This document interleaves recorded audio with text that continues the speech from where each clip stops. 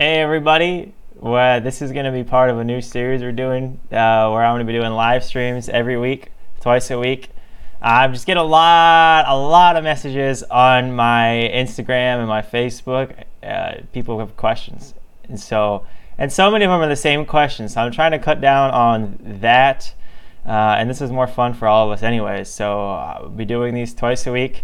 I'm putting them back to back with the mastermind we do. So I have just, instead of having an hour twice a week I have to cut out, I cut out a little bit extra time for this. I mean, this is important. This is fun. It's something I wanted to do for a long time. I just haven't done it. I don't really know why. So if you guys are watching the replay of this, what we're gonna be doing today is answer some questions from you. I have so many things I hear over and over again, so we'll cover those if you guys don't have a lot of questions today, but it's just, there's a lot of stuff. And I should give you guys some updates. So I've been talking about these 3 products for eternity I've been talking about that I'm trying to put out. You know, I was supposed to make Christmas. We didn't make Christmas. We're looking to make January. And one of them we actually got we finally have everything we need. I wouldn't say everything, but we finally have the final round sample that looks good. So we will be ordering that. Well, we still one thing I need to get, so I'm waiting on getting that one thing, okay? But once we get that one thing, I'm confident we'll be able to order that product. Take a moment of silence for this. So we've got that. Then we're also going to want to be doing these 2 other products. I have a box coming from my sourcing agent where I'm going to be, what am I going to be doing? So this box is going to be coming, and it's got final round samples, hopefully final round, for these next 2 products out of 3. So hopefully those look good. It'll be the second sample I've gotten for one of the products, and second round, I should say. I've gotten the preliminary samples, right? Let's just discuss a little bit the different types of samples here. So we've got very first round samples, which are just you're not even worried about the price that the supplier is quoting. You're only worried about the quality of the product. And so I will go out and contact, this is a mistake I made for a long time, go out and contact 10 people, suppliers, get messages from a bunch of them, and just don't even worry about prices. Don't worry about that stuff very much. Just make sure they can do what you want. They can do the differentiation you want if you're thinking about doing a differentiation. And then once you do that, order samples from 3 or 4 people. Okay, don't order samples from one person. I know it costs more money, but believe me, you're going to get crap samples from China, and yeah, you don't really want to do that. So don't get crap samples from China. When you do get them, right, because you ordered samples from 3 or 4 people, half of them are going to be garbage. The other 2 you can work with and go to the next round. And then you're going to want to get samples with your actual differentiation, whatever that is. Your new color, your new design, your new shape. And this is when you start talking prices, about what you can actually accomplish with the product. That is one thing that took me longer to source these products than it should have, because I was sourcing 3 at one time. I didn't go hard enough. I didn't order enough. I didn't go I just didn't order enough samples. So then when something came in crappy, I had to just I didn't have a backup option. I didn't have anything like that. So what do you do when you don't have a backup option? Nothing. You just gotta wait 5 days until you can get a new sample in, but then they have to take time to produce it. So then it could be 10 days before you go to the next round. And it's just, just having crappy samples is part of the process. So I'm trying to work with a couple guys now that I'm going to work with on my next product that actually speak English. A couple of the guys are Irish, but they speak English very well, and they speak Mandarin also. How they got this combo of these 2 languages is kind of interesting. But right, these people are going to be able to help take all that crap off of my plate. And so, right, when samples come back bad, or the suppliers just simply don't understand what I'm talking about, they'll be able to deal with all of that over in China, and it's going to save a lot of time. But if these guys turn out to be good, I will provide them to you guys and give you their information. There's a lot of stuff I've been working on for a while that, like, if things turn out, and doesn't always turn out, right, I'll be able to help you guys out with these issues, because sourcing is clearly one of the biggest issues we have, like 100 times one of the biggest issues. So that's the first thing I have. I'm going to answer some questions that people have given me, because that's the forum we're working at here. So let's pull some things from a Facebook post that I did a while back and talk about some of these questions, because, well, that's what I'm here to do. If you guys have any questions here on the live stream, you can drop them my way. I will do that. Let me know if the video and audio is working okay, because, well, it's been so long since I've done a live stream. It's not even funny. It's not even funny. So a question I get an insane amount: how do you find a manufacturer to improve your product? Let's say you want to add a design to a product. How do you find the manufacturer? So Kevin, this would be going back to what I talked about a couple of minutes ago. You're going to message a lot of people on Alibaba, and some of them are going to be willing to accommodate you.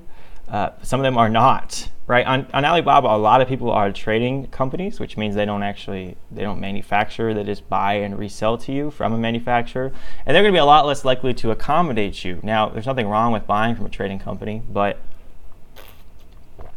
you're just going to have to ask a lot of people. It's simple.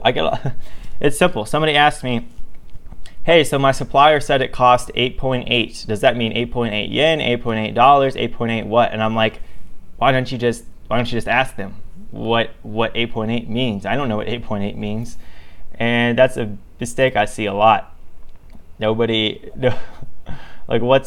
just ask your supplier. Your supplier will be very kind and answer your questions. If they're not kind, like, do you really want to work with that person? Do you really want to deal with a supplier that is not going to be good at communicating or answer your questions in a timely manner, right? If that happens and you somehow manage to order your first, you're probably going to go through hell and back to order that first that first 500 units, and then you're going to have to go to hell and back every time you want to order more products. So you really want to find somebody who the first time is easy, because it's not going to get easier the second and third time, right? If you have to inspect their product and 30% of it's bad on the first round, okay, you might have to inspect the product every time you order, and you're going to have to go through this issue and these disasters. So not necessarily something you want to have to deal with. So someone says they need help. They bought a UPC from UP. Let's talk about UPCs for a little bit here. When it comes to UPC codes, there are two trains of thought. We have one, which is, okay, guys, we really have, okay, so we could buy our UPCs from different places. One is we can buy them from GS1, the official organizer internationally of UPC codes and barcodes. And then we have the other option, which is to buy barcodes somebody already has purchased and then use them for our products. They've bought the barcodes, they've never used them before, and then we can use them. Now, I think both of these methods are totally fine. The advantage of buying from GS1 is that they're the official supplier. You get to have your company name on the document that says, hey, these UPC codes are owned by this company right here.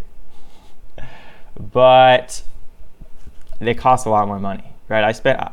I started out with UPC codes bought from places. The website I bought from the most is UPC Bay.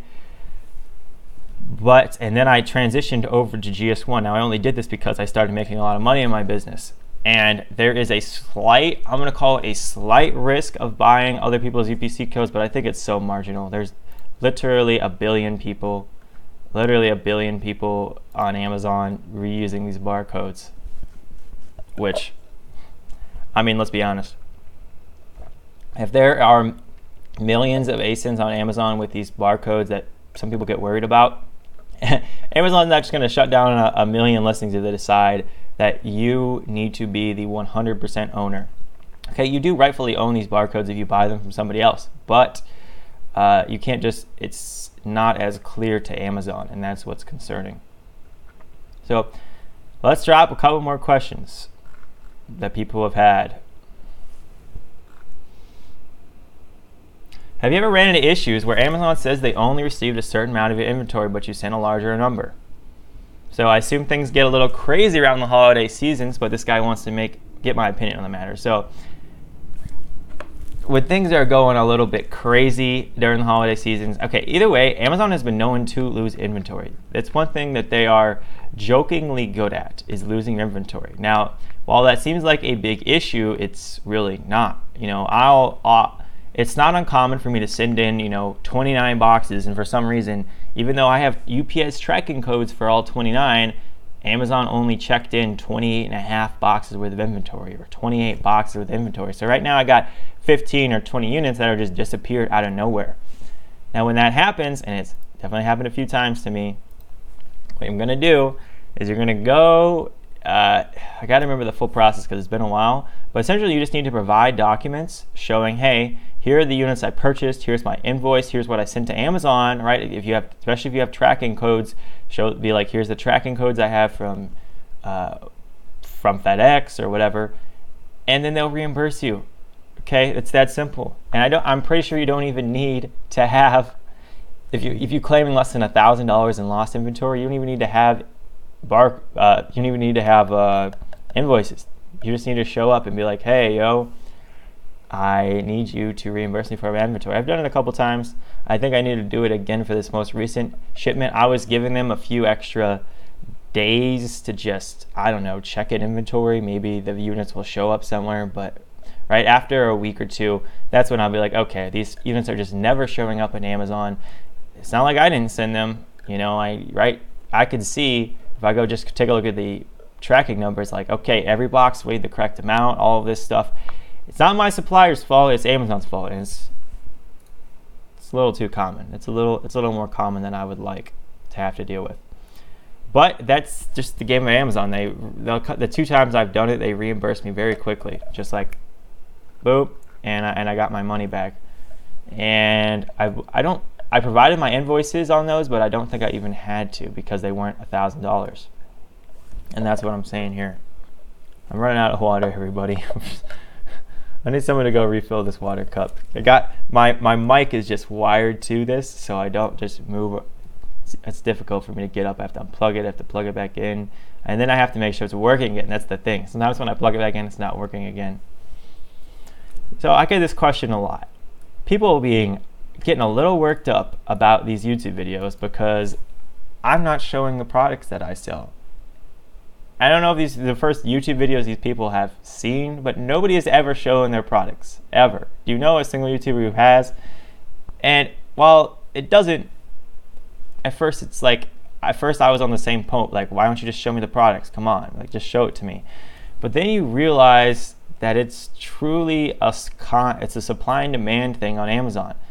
If the money is to be made, the most money is to be made where you differentiate really well, and when there's markets where there's just not as much demand as there is, where there's not as much supply as there is demand. Okay, and a market where there are 3 or 4 times more sellers than there should be, there's like 2 guys making money in this market, and everybody else is breaking even or losing money because there's so many more people. Jungle Scout, essentially, I wouldn't say they caused this to happen, but it did. Jungle Scout did their $1 million case study on a product, and this was the hooded blankets or something, baby hooded blankets, and they did this case study, and then all of a sudden they made some money, and so hundreds, not like 20, hundreds of sellers decided that this was a good product to sell on Amazon. So they all ordered this product. Everybody ordered the exact same product, and then lots of people lost money because while there should have been 30 sellers in the market, there was hundreds of sellers. It's like the real estate market in 2008. There were thousands and literally millions of people selling property and only a few thousand buying property, and that's why the prices went down to absolutely nothing, to the cheapest they've ever been. It was kind of the same thing on Amazon. So that's why I don't show people, hey, 20,000 subscribers, come take a look at my products. They're making me great money. If you copy them honestly, you probably make some money too. right? I don't want 20,000 people to see that, and then even just a 1/10 of 1% come in and decide they want to actually launch the product. Or what usually happens is 1% of people see this product, they're like, oh my gosh, he's making some money, I'll launch the product, and they don't realize that there are another 30 people or 40 people that saw the same video that are going to launch the same product because they didn't see saturation coming. Okay, that's why you've never seen the products that I have, you've never seen the store I have, you don't know what my brand name is, you don't know any of that stuff. And it's not because I don't want to be transparent, it's because if I show you guys, I'm not going to be making money in 2 months. I'm pretty confident in that. Okay, my market will get saturated and just be like boom. So because my intent is to keep these pretty short, just answer a lot of questions when we get them here. I'm going to wrap this one up here at 15 minutes. If you want to, we will be doing these live streams every Monday at 5 p.m. US Pacific time, and every Thursday at, give me a second, 11 p.m. US Pacific time. We'll be doing these live streams and coming to you answering questions. Well, that's it. I will see you guys on the next video, on the next live stream. I'll see you later.